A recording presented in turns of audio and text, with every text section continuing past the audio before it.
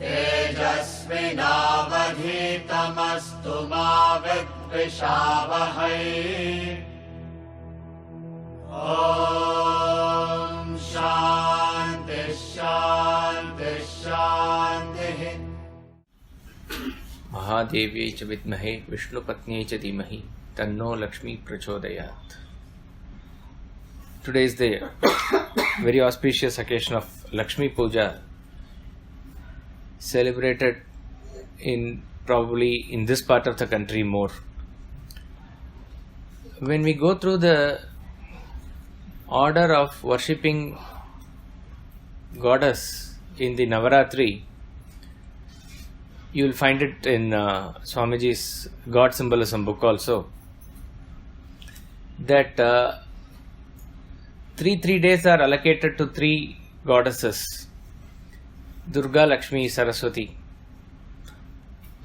In Bengal, it is celebrated differently. Ma Durga visits the homeland, like that it is assumed. So Avahan is done on Shashti. Saptami, Ashtami and Navami are the 3 days of dedicated worship, and 10th day you bid goodbye to the mother and she goes back. This is the tradition here. A week after that is the Paurnami today, which is the Lakshmi Puja, and then in January, as a culmination or end of all pujas, Basant Panchami, I think that day comes the Saraswati Puja. But the order is the same, that is Durga, Lakshmi and Saraswati. Of course, in between there are various other pujas, even of goddess like Jagadatri Puja, like that. But generally this is the order, that Durga, Lakshmi and Saraswati are worshipped. So from the point of view of individual, Swamiji says, these 9 days need not be literally taken as the 9 days required for a person to get rid of his desires and achieve self-realization, but it is symbolic of how it happens. So Durga or Shakti is the destroyer of evil. So first and foremost thing is that we have to destroy the evil within us. This also, very interestingly, these three days also corresponds to karma, bhakti and jnana in a very, if you want to map it, you can do it. So you want to take away the negativities within your system, you want to make your mind purified, which is called as Chitta Shuddhi. Karma Yoga is the way.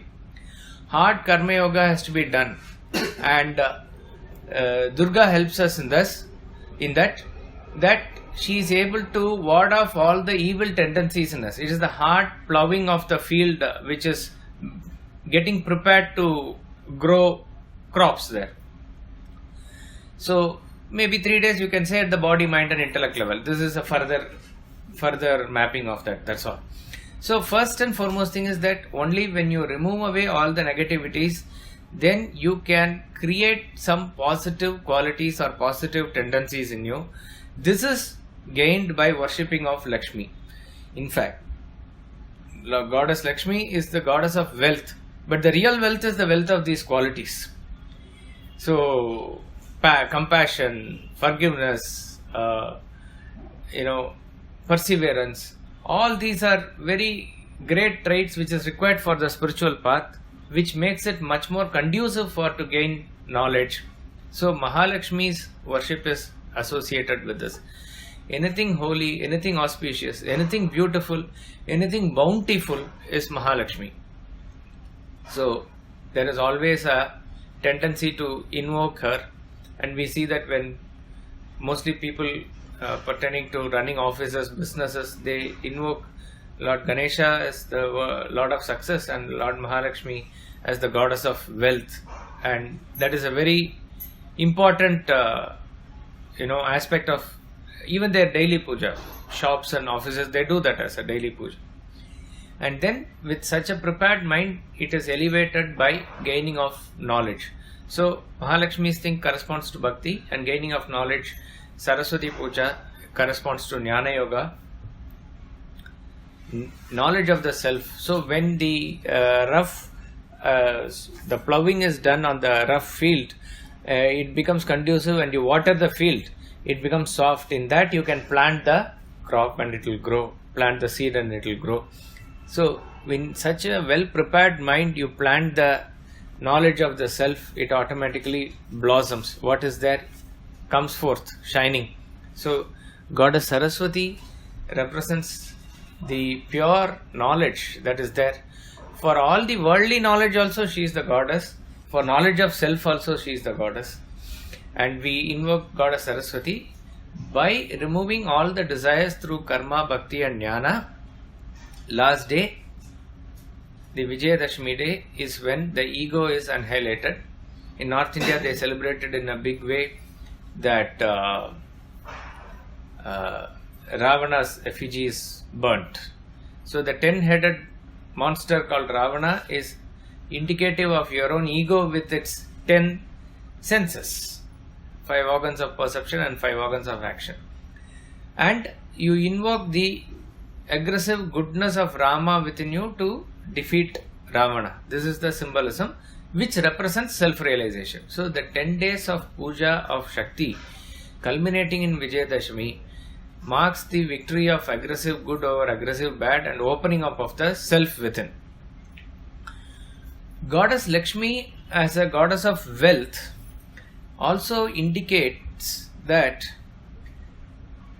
the life of all the beings in this world has to be lived fully in prosperity and in abundance. So this is to be understood particularly since the advent of ideology like communism or socialism, which is maybe a century or a little more old, which is talking about very limited resources and there is a control over it and there is a glorification of poverty. See, this is not to say that you must not feel for the poor, you must in fact, but the way to do it and to make them get out of poverty is to be done in a very positive way. So I think this quote is attributed to, I don't know, Churchill or somebody. He says that there is only discussion in the West about socialism and capitalism. Okay. Is there any other method of even economy? They really do not know, and that is where we need to understand. India being a superpower for many centuries together, we did not follow either capitalism or socialism. What is it that we followed? There is a study about that should be undertaken. So he says about capitalism and socialism that in capitalism wealth is unequally distributed. In socialism, poverty is equally distributed. So this is a fair enough representation, I would say, because if you cannot raise, if I cannot raise myself to your level, I'll pull down to your level. And there is actually, in that case, there is no motivation or inspiration for anybody to even work, produce or anything. A teacher demonstrated this in this class by, after all the test is over, he took the average of all the marks that he got and distributed among all the students. So next time onwards, the person who was studying more and aiming to get more marks, there was no inspiration for him. So it just said, I do not know how far it is true, even in China, outwardly it is like a communist state, but they had opened up their market and economy in the late 70s itself. That is what the economists say. So they wanted to inculcate this idea into the people, and what they got as a response was eye-opening for them. So he said, everybody has to plant, given an acre of land or something like that, you have to plant trees, and the fruit of the trees will be common for all.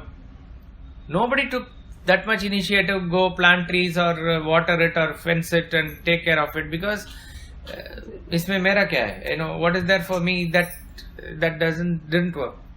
Then they modified the rule and said, you plant tree, that effective fruit will come to your children or grandchildren, like that they said. Slight improvement, but that also didn't work.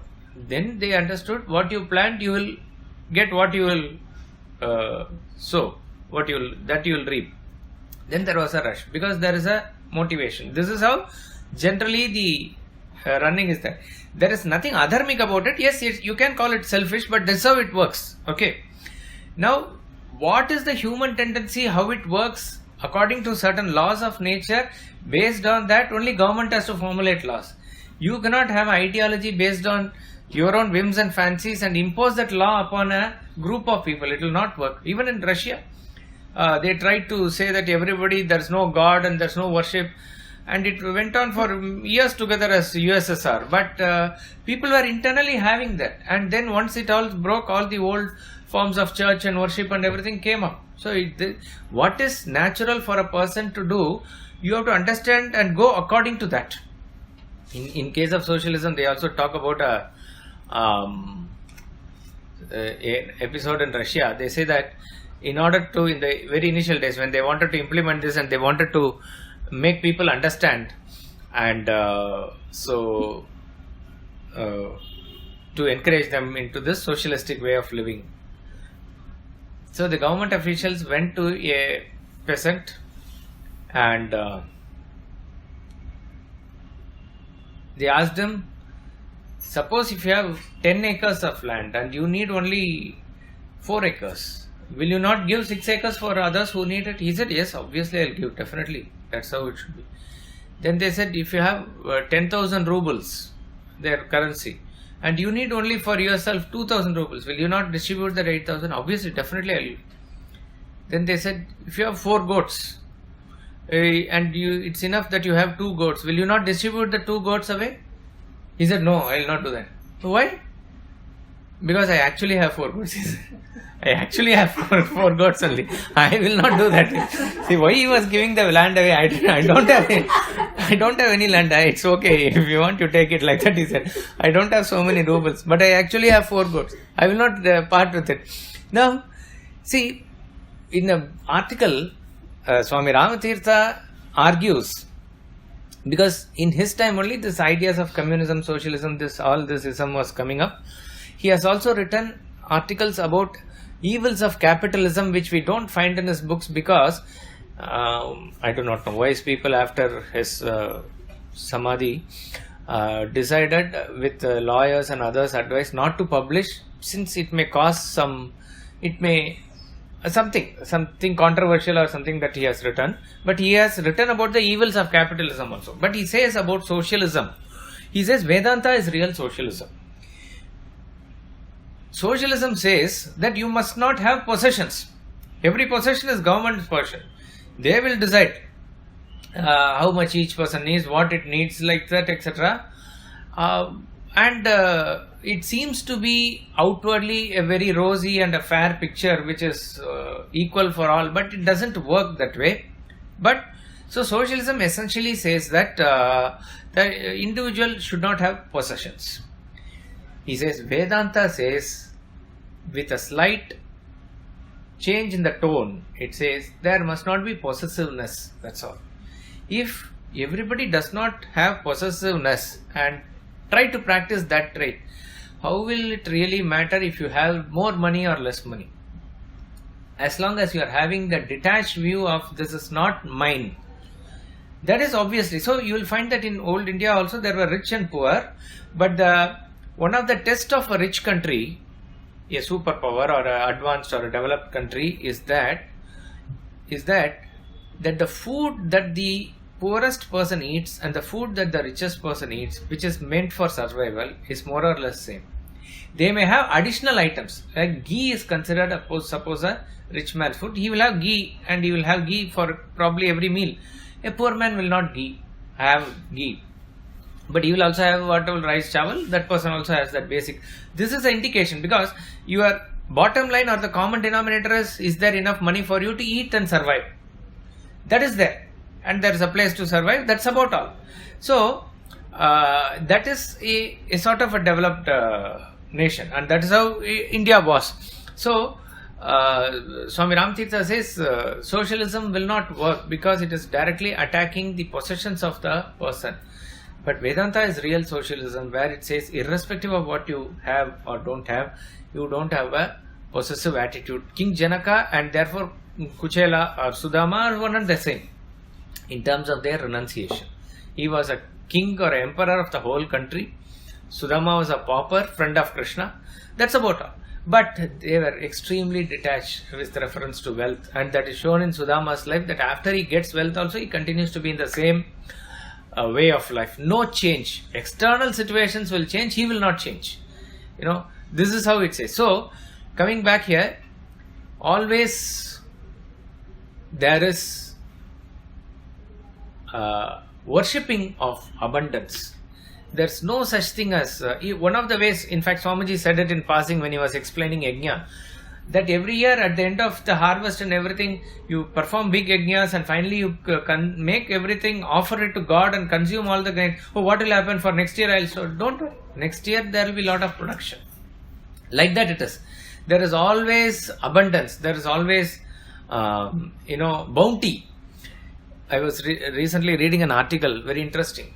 One of the greatest kings of all times, if not the greatest, was Krishna Devaraya, of whom there is only maybe a paragraph or two that we study in the historical books, because it's mostly dealing with Mughal rule and other things. Krishna Devaraya, and when he was ruling, Hampi was the Vijayanagara Empire. Vijayanagara Empire was the richest kingdom in the world. Hampi was the richest city in the world. Now what it is known as the ruins of Hampi. It is very sad plight how it is there, not even properly taken care by the government. If such a thing is there in any other country, it would have been in a very great shape, but that's how it is. So in Krishna Devaraya's rule, there was military might, there was abundance of knowledge. He himself was very fluent in Kannada, Telugu. He wrote poetry in Kannada about the Tamil saint Andal, Amukta Malayada. He was also encouraging poets, scholars of Kannada, Telugu, Tamil, even from Bengal, it is said. So there was enough patronage for all forms of knowledge and arts. So there is this richness, bounty, military might, knowledge. Durga, Lakshmi, Saraswati, all were blessing him. And then obviously sculpture and dance and various other forms also reached Telugu poetry and all reached its zenith in his rule only. Like that it is. Peak. So it is said there were the people in his kingdom would eat very substantial food. The variety which they cooked and eat, that itself is recorded in a very big treatise. Now we may think, what will it not create indigestion? No, we have forgotten in fact how to eat. Our digestion has shrunk actually.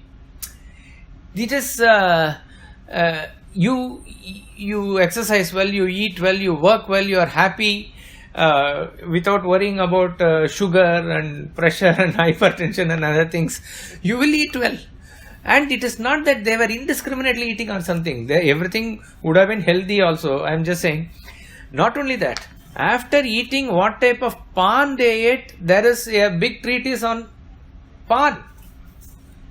Tambula Manjari is a text on preparation and consumption of betel leaves, pan. It's interesting.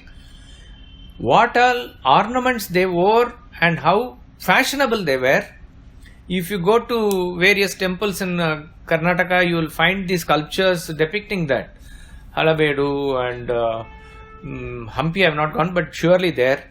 And Belur is one place there. So these are places which clearly depict that. The fashion. Everybody grew a lot of flowers. They had a strong sense of fragrance. They would prepare beds with flowers. Even walking, wherever it is required, like carpet they will have. And on hair, different decorations, different colors and different each seasonal, like that they used to have. Now this may seem outwardly very indulgent. This is not so. Actually, if everything has that bottom line of connecting to that spirituality, everything is okay. You will find that how Krishna lived in luxury in Dwaraka and how he played when he was in Vrindavan and even with his wives later, and then even play games like what do you call that? Chopper. That is snakes and ladders and going to that gambling type of thing also, everything. There was enough time and energy for all types of recreation. We don't have time to eat actually. There is and we feel that we will be wasting time in eating. See, each and everything is part and parcel of our spirituality that we don't consider. Sports. It is to other extreme. In Roman Empire, when it was at its peak, nearly 2/3 of the year they only spent in seeing the sports. Like that it was. I do not know if it is right or wrong, but that is how it was. And that sports were some gruesome sports were also there, playing with slaves and other thing, making them fight with each other till one killed the other. But they were encouraging all those things. They were encouraging like that. So each and everything, and the temples they built, kavyas they wrote, each and everything is in a magnificence. Nothing of very short and small structure. Nothing. It is all in very huge. See, it's interesting. In Delhi, recently, or no, not recently, in 1930s when Mahatma Gandhi was there, was I think the first Birla Mandir was constructed. There was a huge fanfare about it because for very many centuries after the rule of sultans and other thing, after destruction of various temples, big temple was not there at all. So this came up and it was this is how it used to be. Everywhere it used to be. North there was a spate of attacks. North, Bihar, Bengal, everywhere there was spate of attacks by the Islamic rulers, and so it had to come. Relatively it was little protected in the south. The ruins of Hampi is only because the Sultan, after Krishnadevaraya's rule, after 30-40 years, some other king, and when he was defeated, they took as a vengeance to destroy all these sculptures, and the richest kingdom came to ruins. But down south also, when people were persecuted from Karnataka and Andhra, when they came to Tamil Nadu, they were actually the protectors, and that is why Tamil Nadu is still blessed with such big temples everywhere. Now, you will find that in north and everywhere, otherwise in other parts of the world also, when Islamic and other rulers in Mesopotamia, in various Europe, kings, when they achieved something, they used to have a big statue of themselves. And they might have various other maybe tombs, memorials, big portraits, all these things that I achieved this. Okay. You find that the great kings like Rajaraja Chola and Rajendra Chola, they were all there, but hardly we know about them. The big temple in Tanjavur is a great testimony to the greatness of the king who built it, and Rajendra Chola, who conquered up to Indonesia and Java and he built a equivalent temple in another place nearby. But we don't have even a statue named, or it is not known at all. And in the last days of his life, he withdrew himself to a small village near the forest where he was practicing Vedanta. That is what their life was. Their life was, in the normal course, it goes into the peak and comes and plateaus and goes. So each and everything is part and parcel of their spirituality. But all of them encouraged abundance. All of them encouraged prosperity. And their techniques, and that is why science and technology, that was in their advance. Yesterday, everybody would have seen Modi going to Mahabalipuram.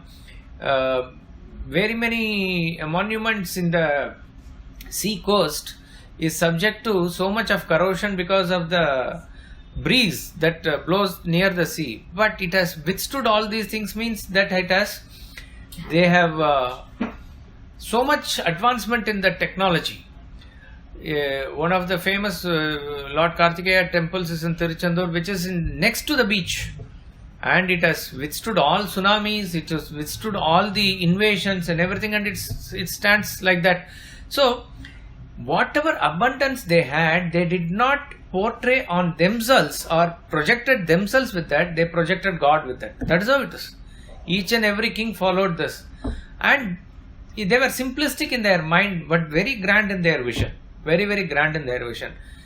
This has to be remembered, and this is what Mahalakshmi is all about. So, we respect wealth. Mahalakshmi is goddess who is always with Mahavishnu. You cannot divorce Lakshmi and Vishnu. You try to do that, only maybe for a while she will be there, she will go away. Ravana did that and he suffered because of that. Hanuman is eternally there because he worships Rama and Sita together. They are both in his heart. They cannot be separated. So even symbolically, Mahavishnu represents the higher values and Lakshmi is always at his feet. You will see the picture that she is massaging him. So wherever Vishnu is there, Lakshmi says, I am definitely there. So the story of all the civilizations, Swami Ramtirtha says, also shows that wherever people have pursued higher values, automatically there is wealth. To the extent that you are able to do that, to that extent it comes. But where people worship poverty, poverty will only be there. And it is very many wealthy countries. Now Venezuela, we are seeing in South America, very rich country, a great oil producing country, going down the drain. They are not even having milk to feed their children. They are asked to kill stray animals and eat. Like that and all it has come. How did it come to such an extent? Argentina was another example like that. Or even after invasion and British and everything, when India was had woken up in 1947, we were much ahead of various other countries, at least in Asia, but we also went backwards because of this policy only. So you can never glorify poverty. You can never glorify anything negative for that matter. You will find that you take randomly any national award winning movie, you cannot sit through it. Actually, you cannot sit through those movies.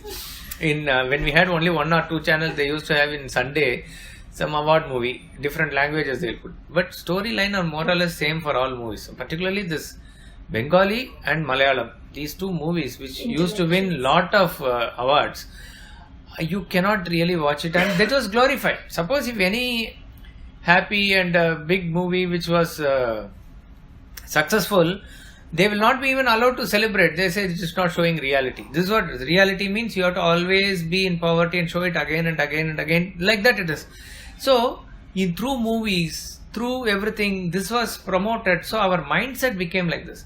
So, when man's energy is there just fighting for survival, stand in a queue for kerosene oil or stand for gas connection you have to book now, 5 years later it will come, or when the child is born itself they are booking a telephone connection, Bajaj scooter, each and everything. If it is like that, that's why some people, when they fought against this and became successful in India, it is a great achievement. If in a country like America or even Canada, where the systems are very good and it's best, you have to put in effort and you will get the result. Anybody can do business there. It is sad that a good amount of brains are gone there because it was not allowed to blossom here. And imagine now, all the brains is used for the main, the support of their capital and their industries and other things like that. So, we could have achieved very, very many things. So, there is no dearth of, so first we have to understand, world operates, yes, see the water comes as rain, goes to the ocean, comes up, there's a cycle. There's a cycle everywhere. That cycle will be there. But there is enough and more for everybody and anybody. Their abundance and infinity is the bounty of the nature. You go to forest, it doesn't say, I'll give you 100 fruits. You try to, the percentage of fresh water may be very less, but that percentage is more than enough to sustain all the animals, birds, insects, reptiles and man also. So it is unimaginable how the nature presents itself in bounty. Each and everything is, so much abundant. We have to learn this from nature. So what should we be worried about at all? Okay, however man can be selfish and he wants to aggrandize for himself, he stands no chance against the nature. Like that it is. But our ideology, our thinking must not be confined in a small way. See, take even film music for example. Take Shastriya Sangeet or Carnatic music, Hindustani music or any film music for that matter. Swaras are only 7. So it seems that within the swaras you have to make. So there is only limited chance. This is what it appears to be. But is that the case? Songs and tunes and these things have been coming for centuries together. New music director, they come, they rule for a particular age, 10 years, 20 years, 30 years, they produce a different kind of music. Another person comes, completely different type of music. And now, if you don't have enough thing, you take the old ones and you recycle. But if there is enough scope for your minds to flow freely, there will be new things that will be coming. New songs will be coming. New literature will be coming. Each and everything, because the source which is Atma is infinite. When the source of Atma is infinite, the expression of that has to be infinite. That has to be infinite. That's all. So through your limited mind and intellect, however much it will come. And how many more minds will be there? There will be enough more minds. Advancement of science and technology. At some point of time, they thought physics has reached its end. Astronomy has reached its end. It is not so. There is always scope for furtherance. So this is what we need to promote. So if anybody has gained success, we should actually celebrate. You may not be correct. See, be it, I am not talking particularly anything directly about what Sri Ravi Shankar ji is, Sadhguru ji is, or anybody is. And we may have even difference of opinion as to the approach or method or even the stuff that they talk about. That's a different matter. But if Baba Ramdev has achieved success, why should it bother anybody that he is doing? This is not a Swami's job. No, all those things you don't see. It is whether he is doing directly, indirectly, whatever he is doing. There is, why not you celebrate the success? So once you start celebrating success, that is the success that is going to come to you also. You have to revel in success. A person who says not possible, failure, it's not achievable, he is going to again and again, failure is going to visit him. Hinduism's way of life is only celebration. Whether it is India winning cricket match is also celebration. Any festival also celebration. Each and everything. Even death is celebration. Disease also sometimes you celebrate like a goddess has arrived. Like that it is. So there is no one test is that there are very many great socialist, communist and sort of dictatorial leaders that in the last century world has produced in various countries. Some are even taken as heroes outside their country and they celebrate, they keep statue and other thing. But try to find out any statue or any photo in which they are smiling. It is not possible. Mostly it is not possible. I am subject to correction if I really find, but I am just saying happiness will not be there in their face. It has to go along with this law of nature, the Sanatana Dharma. Life must be celebrated. Restriction, you cannot do this, you have to dress like this, you have to be confined like this. This is not the way. This is not how it should be. So, Mahalakshmi's worship must be in this way. That you always celebrate abundance. Always celebrate everybody's success. In the dharmic way. Not that celebrate means somebody has, flown a aeroplane in Twin Towers and there are some people who celebrate. That is not success. I mean, in a dharmic way, somebody has risen up the ladder. Or even if one of your relatives got a lottery. I mean, what is the big deal? I mean, you have to be happy for him. That's about all. So Mahalakshmi's worship, I am saying, must be understood this way. That because when you are internally in a happy mood based on that, and since you have discarded the negativities within you, it will only automatically now push you towards gaining more and more success in spirituality also. You should never be content actually. Contentment is a great virtue as far as material wealth is concerned. But let's say if a statue of unity was built. That's not my property or your property. It's a collective thing of the country. But it's a great achievement. So you should celebrate it. Great leaders don't need great statues. These are all people who want to bring down the value of it. So you may be content at your level. That's a great virtue. Because if there is greed and lack of contentment, it will make our mind more depressed. You be content at your level with whatever God has provided you. But as far as spirituality is concerned, never be content. Never be content. You have to aim for the highest till that point. So I would say, even positively, if you are jealous about great achievers in spirituality, it's okay. You say that I want to become like Ramakrishna Paramahamsa, I want to become like Ram Tirtha or Ramana Maharshi or Mirabai or Andal or whoever is your inspiration, keep like that. Then there is a aspiration. Swami Chinmayananda says, keep your goal so high that you must not be able to achieve it. Then you're going higher. You want to go higher and higher. So there is never a satisfaction that yes, I have achieved. Swami Ramtirtha puts it differently. He says, your motto in life to strive, to struggle, not to succeed. Not to succeed.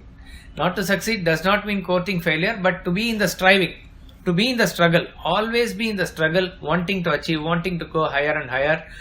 When success comes, enjoy it for a while, and then again you have to start the journey, moving up. So there is no letting go of the efforts. Very beautifully put. So on this auspicious day, we invoke the grace of Mahalakshmi to bestow us with abundance and plenty in all respects of life, for all of us. Right. Okay, go ahead. Would it be correct to say that at the time of independence, the nation was in a complete tamas? If it was left leaderless in that sense that it was there was earlier there was a system, it was pushing it to do something. After all the 200 years of this thing of colonization, basically we had stopped thinking for ourselves. Basically, at the time of independence, I would say it was not definitely tamas. There was a lot of sattva, and the awakening was there, started about a century back, with a lot of, you will find lot of thinkers, and all based on the Sanatana Dharma. Whether it was Paramahamsa or in all corners of the country, there were revolutionaries, there were very forward thinking people, and also scientists and mathematicians, Ramanujam and even various. Mahatma Gandhi was basically inspired by Sanatana Dharma. So there was a lot of sattva only. But post independence, maybe we can say we slipped into tamas. And this opening up of the economy and other thing infused sort of a rajas into. So we can say post 91 there was a lot of activity. Okay. And not only that, you will find that therefore more selfishness, then more corruption and other things was there. See, suppose if there was no money to first of all do corruption, there will be not much corruption. But still the seeds of corruption were there. That seeds of corruption very well manifest later. So all this is part of rajas and tamas only. But now we are in I would say, a good transitional phase. There is a lot more to be achieved. One person put it in this way, in terms of resources and the gunas that we talk about, Brahmana, Kshatriya, Vaishya and Shudra as a concept also, if you take workforce and labor and doing that, it's always there and it has been rising. We have also now seen a lot of money, our GDP is improving this, so the capitalism, the Vaishya aspect of the nation is also progressing. We have to fully now take charge of the Kshatriya aspect, which is military, and that is also defense expenditure, everything is increasing. There is also, we have to now focus on knowledge aspect, the Brahman aspect, and that is the key. Future is only knowledge based, and we have all the right ingredients. Okay, we have to take control of it, we have to take charge of the narrative of it, we have to take the initiative of innovation of it, and that is a big process, big procedure, but that is where we need to start. So we are now in a transitional phase, we can say, towards right direction. A future of good knowledge society can be built based on a strong foundation of the past. Okay, so we need to understand, not just to prove that my grandfather was great and he was greater than your grandfather, not to prove that, but how and what he used as a knowledge, can we use it as the same knowledge base to grow further? How See, we see a lot of innovations in China, Japan and everything, how they have advanced in science and technology, but how their native language has helped them in do that, all those things. So now all these things we need to discuss and propagate a proper policy. So if you look at from the present government point of view also, various things that have been done correct, and we have to put a tick mark there, foreign policy or defense and various other things, but knowledge, education and the proper framing of the rules of constitution, those things are untouched. And when this is what it is, when the collective thought force of the individual is seeking or demanding that will happen. So when we say that, how did India awaken in the 19th century and up to half of 20th century, is there's a collective demand from the people towards that. See, Bengal produced so many stalwarts, and you will find that the general attitude of the people here are also inquisitive, inquiring, learning and wanting that. So you are presented with a supply where there is a demand like that. Okay, there were a lot of great poets who came up in Europe more or less in the same time, Renaissance and post-Renaissance period, Wordsworth and Shakespeare and various great poets and scientists in England, France and that area, Italy. Because there was a lot of awakening there happened at that point of time after a long sleep, long term of ignorance there. Similarly, America, like that you will find that everywhere, Japan. This is according to the law of demand and supply. So if we are able to change our thought process and thought focus towards that, that is going to happen.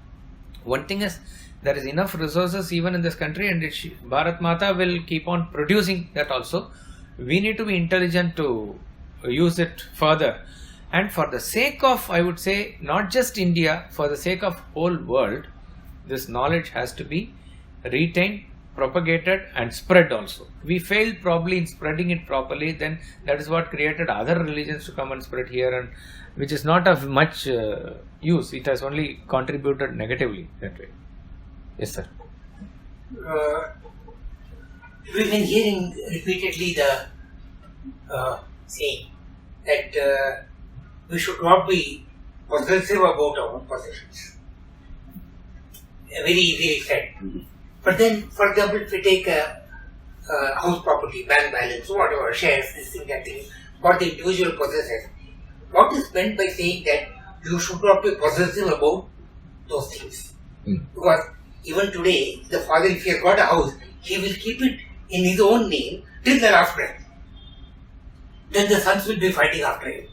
I mean, are there any ground rules for slowly getting out of this possessiveness spirit and going into a non-possessive? Yeah, in fact,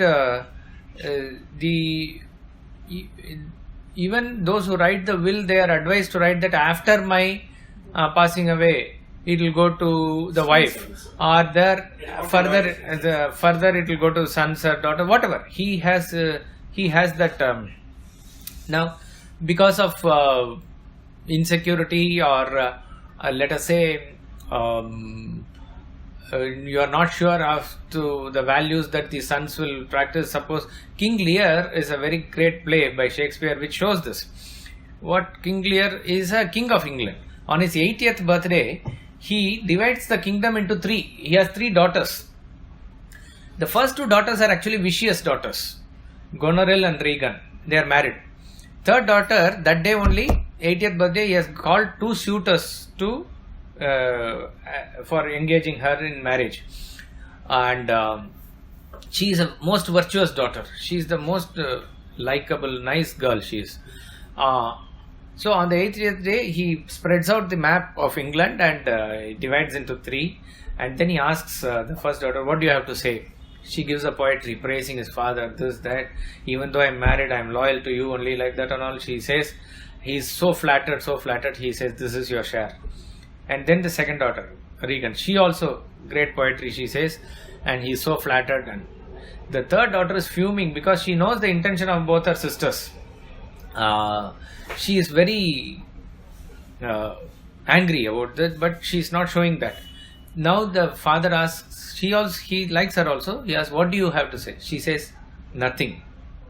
Because I don't want to say anything. That's what she meant. I have nothing to say. He gets upset. Then he says, do you know that nothing comes out of nothing? That means you will not get anything. That's what he says. It doesn't matter, she says. One of the suitors who came backs off immediately because he had come for the share only. Other one was a virtuous king from France. A prince had come and he takes her as it is and he goes. Now, once the property is divided between these two now, full property, third one has no share. The king is made like a beggar in his own country. He stays with this daughter for some time, that daughter for some time, then they both leave him on the streets begging in England where he was the king. So Shakespeare shows what it will happen, how maybe this is the advent of Kali, you can say. In Kali Yuga, this is what will happen. The sons who are supposed to take care and all, they are not taking care. Like that it is. Now, to be practical and smart enough in doing, even those who say that, I don't want to write will and all. Swamiji says, no, first when you are sane, do it properly. So that you at least be charitable after your death. There is no this thing. Any other problem, sort it out now only and do it. If you are going to make, they will curse you after death. Why you didn't do that? Why do you want that? Okay, so it is again looking at from others' point of view, and from your own point of view, you want peace of mind. You don't want to get into all this tension and worry, leaving it for the last moment and all those things. So that way it is very practical to do it too. And even we talked about Mahalakshmi, we say that as a Grahastha and when you are there is a requirement of wealth for a person to sustain himself in the world. Thiruvalluvar says in Thirukural that Porulillar ki Bhulagam. That means a person who doesn't have wealth is not adhikari for this world. Or no, doesn't have grace, he is not adhikari for that world, he says. That world is the spiritual world. That is whatever, self-realization. You are not capable of that if you don't have grace of God. So, you need to work for wealth, and therefore it is a duty of a grahastha or a householder to earn wealth. A brahmachari's duty is to study, make himself prepared to enter the life. Once you enter life, you have to earn wealth. Okay. When you earn wealth, grahastha means who is rooted. He is rooted in house. Okay. It means as though he is fixated. He will move here and there, but he is called as he is fixated in household. Such a person who is fixated in household has to take care of various things. That is his dharma. When he does dharma like that properly only, that is why very interesting. Since we are in the subject, I will say, people are asking, because beyond a point, money takes over your life. Money is required, but how much to earn and how much to keep, we really do not know how to calculate. What does money do to a person in his life? What money does is that money sets in an acceleration in your life. See, suppose imagine a person who is not doing anything, lazily sleeping. So you tell him that come to Calcutta, I'll get you a job, and then you can be on your own. You can. So what happens is he now sees some money. Then what happens? He can buy a house. He can do this. He can buy a vehicle. Desires get excited. So what happens is that there is a force in his thinking. I want to do this. I want to achieve this. I want to aim for this. So there is acquisition tendency that comes in. So he becomes more fast paced in life. He doesn't have time for anything else. Maybe a relationship and this and that all takes a backseat now. This is the primary focus. And the more you pedal, more you supply the gas, the more the car goes faster and faster. So when it reaches very peak speed, that is susceptible to get into accident. So as you gain money, you must gain control also. This is what it says. So therefore, firstly to say that you get your house and stand on your own legs is fine. But then we do not know how to draw the line or how to have a control over it. So a formula is given. If somebody says, suppose if I say, keep as much as money as only you need, not more than that. You will say that is correct. But where to draw the line for need, I do not know. I thought a car is a need for me at one point of time, but now Mercedes-Benz latest when it comes, it seems to be like a need for me. It is not a luxury or anything, because you do not know I am in my society. See, it is very interesting psychology or a case study. The ex-minister who was arrested, P. Chidambaram, he belongs to really a wealthy family in Tamil Nadu. He belongs to that sort of a traditionally wealthy family. And even when he was in his peak during 90s, 2000s and all, before even being the minister, he was first the finance minister in 96 government, third front when it formed the thing. So he was well versed in politics, he is well versed in economy, he is well versed in law. He used to charge about 5 lakhs for half an hour appearance in the Supreme Court even in late 90s. Like that was his caliber.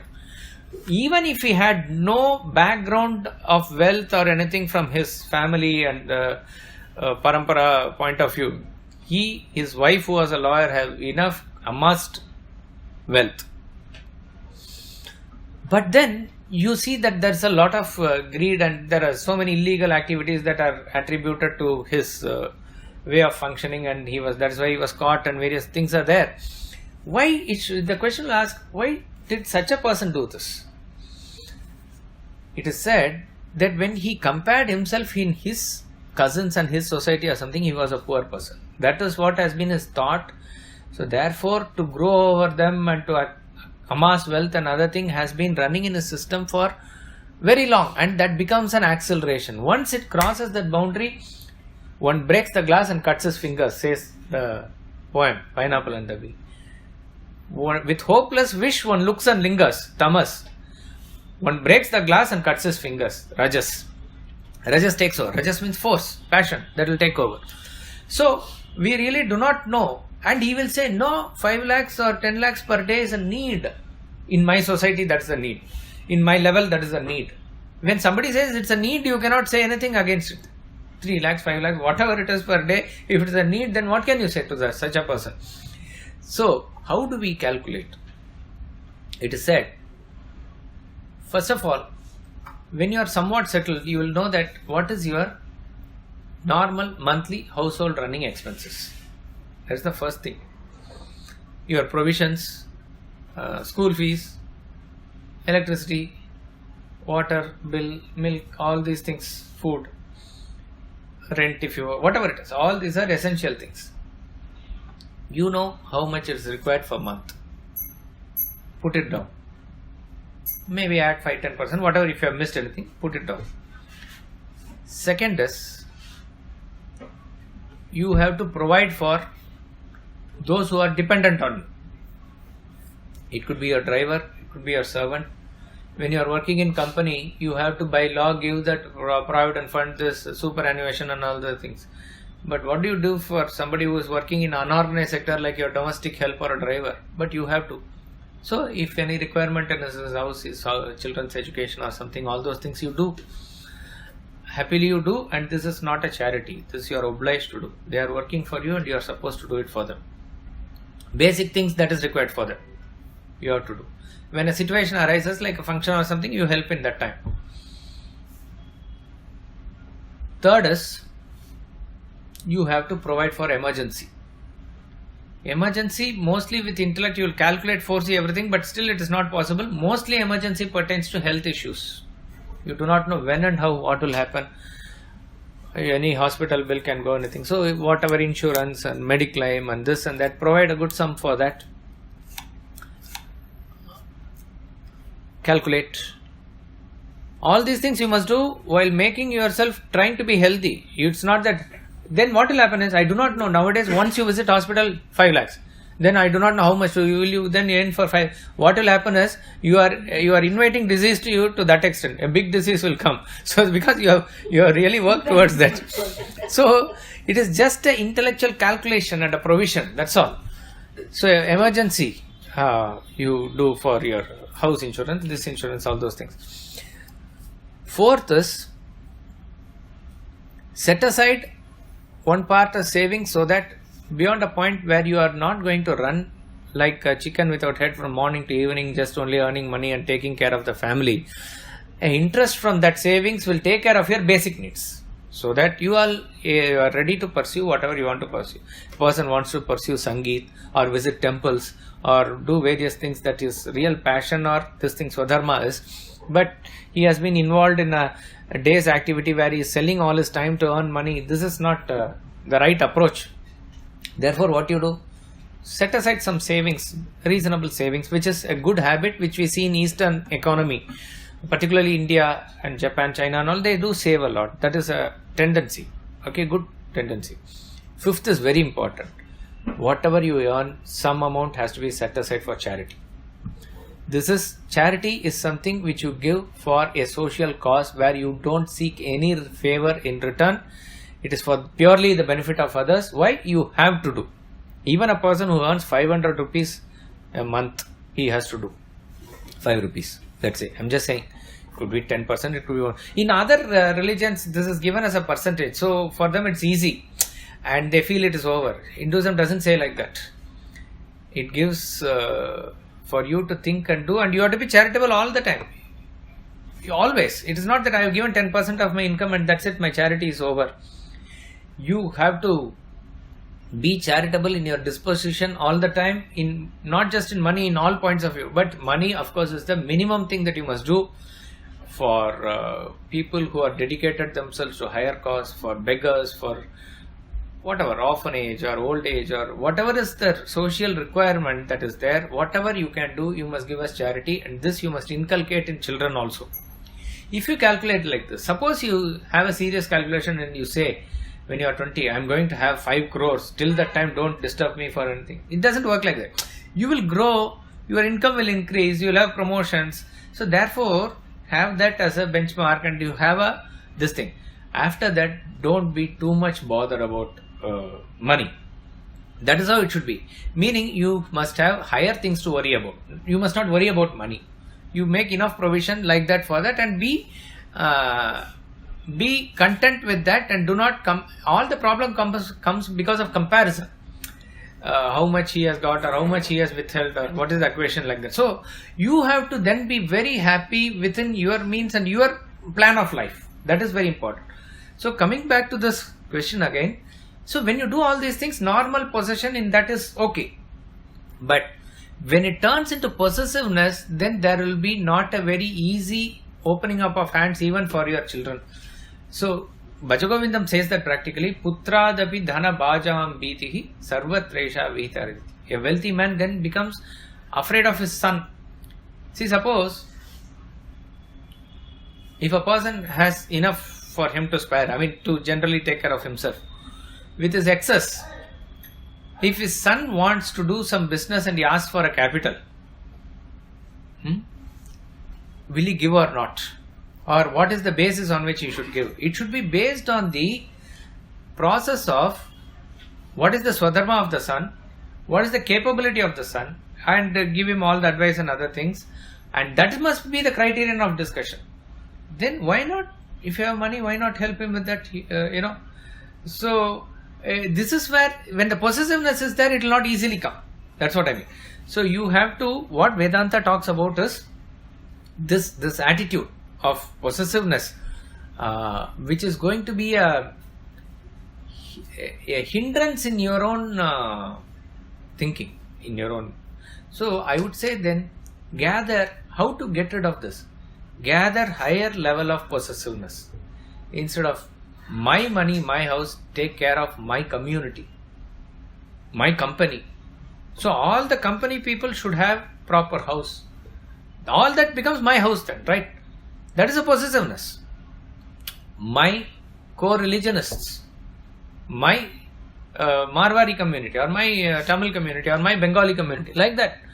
You take that so make that my bigger my.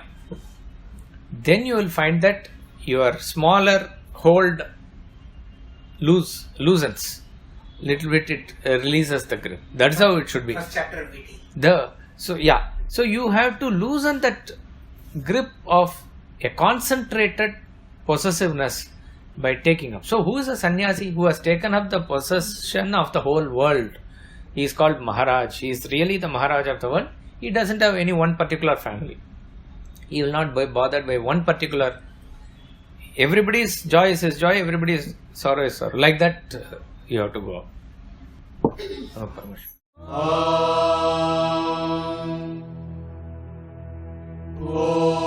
Purnamada Purnamidam Purnat Purnamudachyate Purnasya Purnamadaya Purnamevavashishyate. Om Shanti Shanti Shanti.